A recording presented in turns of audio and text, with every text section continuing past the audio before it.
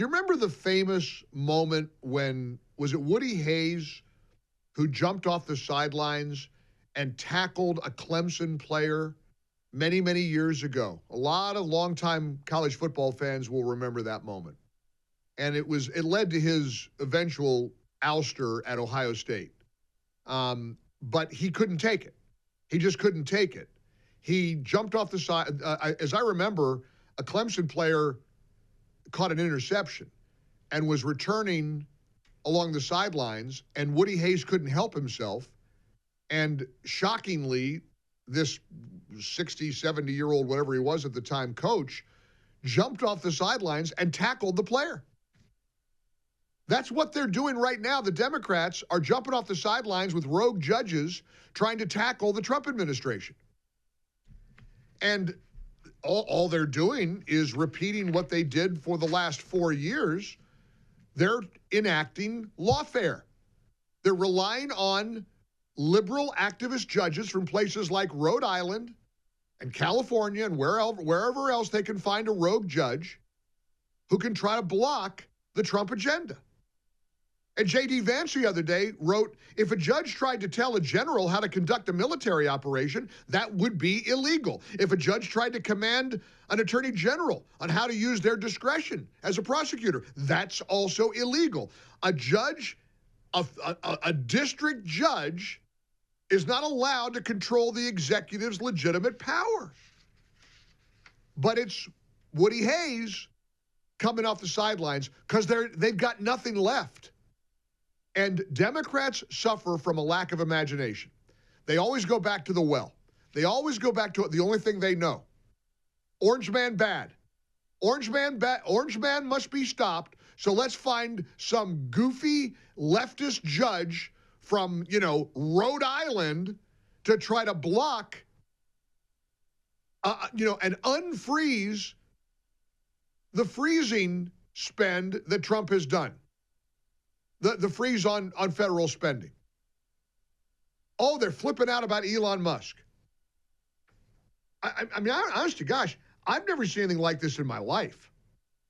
They're trying to curb excessive government waste. Who's against that?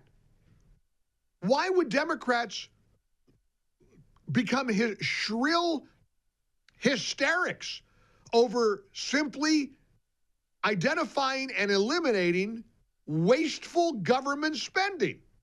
The only conclusion you can reach is that the Democrats want the wasteful government spending, and you can imagine why. I'm guessing it's because they're lining their pockets.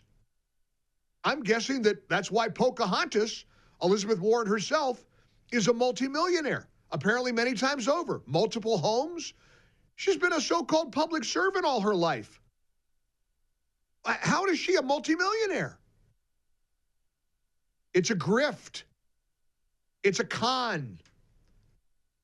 Listen to Kwesi Mfume, this lunatic, radical Democrat from Maryland, this congressman. Check out how he refers to the Department of Government Efficiency, what he thinks the letters Doge really mean.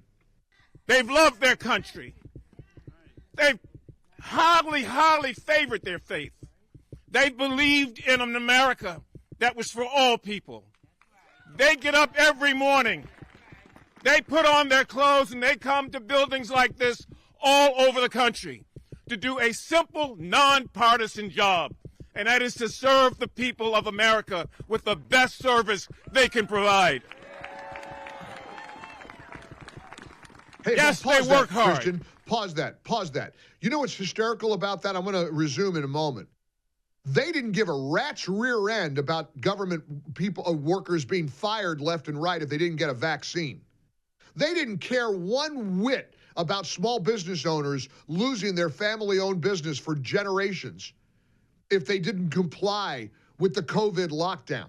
Now, all of a sudden, Democrats are the champions of the stay-at-home federal workforce? You got to be kidding me. Please, stop insulting our intelligence. Keep picking up where we left off. They get up every morning. They put on their clothes and they come to buildings like this all over the country to do a simple, nonpartisan job, and that is to serve the people of America with the best service they can provide. Yes, they work hard. Yes, they play by the rules. Yes, they love their country. Yes, they cherish their faith. And yes, they want a fair shot. What we're seeing coming out of Washington is anything but that. Every time you hear Doge, the Department of Government Efficiency, you just remember it is the Department of Government Evil. It's the Department of Government Evil. It's evil to stop spending $20 million in Iraq to produce Sesame Street. That's evil. It's evil to stop funding diversity, equity, and inclusion programs in Paraguay. That's evil. Now, there's a pastor in Tennessee who said to Kwesi Mufame, hold my beer. You know, okay, you want to call it evil? I'll tell you what we need to do. We need to kill the opponents of what we're standing for. Let's kill Elon Musk. Let's kill Trump. Let's kill Trump supporters. You think I'm kidding? I want you to meet Reverend Steve Caudle, who's the pastor of the Greater Second Missionary Baptist Church of Chattanooga, Tennessee. Check this out. No one likes violence, but sometimes violence is necessary. When Elon Musk forces his way into the United States Treasury and threatens to steal your personal information and your Social Security check, there is the possibility of violence. Sometimes the devil will act so ugly that you have no other choice but to get violent and fight. Now, he's reading off of an iPad. That wasn't an ad lib.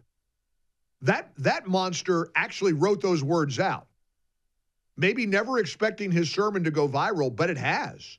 Now millions of people hear a man of God, wink, wink, stand at a church podium and urge people to commit acts of violence against Elon Musk and Donald Trump and the millions of Americans who support what they're doing. These people have become completely unhinged. And what are they upset about? They're upset about identifying government waste. They're upset about exposing fraud. They're upset about trimming back the scale and scope of the federal government. And it's all the usual suspects. Let's check. It's always fun to check in with crazy Auntie Maxine. Maxine Waters is the gift that keeps on giving. Elon Musk, where are you? Bring your ass over here so you can see who's here and what we're doing. We're not afraid of you. We know that you are the co-president now of the United States of America. Why does Elon Musk want to get rid of all of this? Because he's a thief. He's a gangster. He's a thief and a gangster. Maxine Waters. Wow. You know, and she's just like the pastor from Tennessee. Remember when she was shrieking about how her side should get in the faces of Trump supporters at the gas stations and at the restaurants, the convenience stores, get in their faces. Look, I sit here and wonder, when are people going to start getting arrested for inciting violence? If I got on the air and told you to go out and assault leftists, something, of course, I would never, ever, ever do, if I were to lose my mind and tell you that violence is an option and you should go assault people like Maxine Waters, that'd be my last day on the air, and I ought to be taken out in handcuffs, especially if somebody hurt her. I don't want one hair on her wig harmed. I don't want physical violence for anybody. But pastors and Congress people are allowed to advocate killing and assaulting their political opponents? Holy cow. I mean, we're at a time right now where we need to be taking stock, and These Democrats might not have noticed it, but there's a new sheriff in town. A new day is dawning. And I don't think that the sheriff is going to put up with this much longer. Again, an activist judge doesn't get to come along in Rhode Island and upend an entire presidential agenda. All they're trying to do is draw this out. That's what they tried to do with Trump for the last 4 years. They thought they could tie him up in the courts and make sure he went broke, having to pay for all the appeals and all of the goofy lawfare that they enacted against him, and they could run out the clock and somehow drag that pathetic Kamala across the finish line. And it didn't work. The American people told the Democrats, pardon my language here, go to hell. That's what our message was to the Democrats. Stick it in your ear. You're not going to get away with this. And they didn't. But now they're trying it again. Now they're relying on rogue activist judges from the left who hate Trump to try to block his agenda. It's not going to work this time. Like Halperin said, it's wide open field for the Trump administration. 800-655-MIKE. I hope you join us. Look, keep it up, Democrats. You have exposed yourselves for what you are. You are lost in the wilderness. You're crazy. You're disjointed. You're confused. And you're terrified. And the reason you're terrified is not because Trump was any kind of threat to democracy. Trump is a threat to the big grift. Trump is a threat to the gravy train. And Trump is all about accountability, and they can't stand it. 800-655-MIKE. Hope you join us.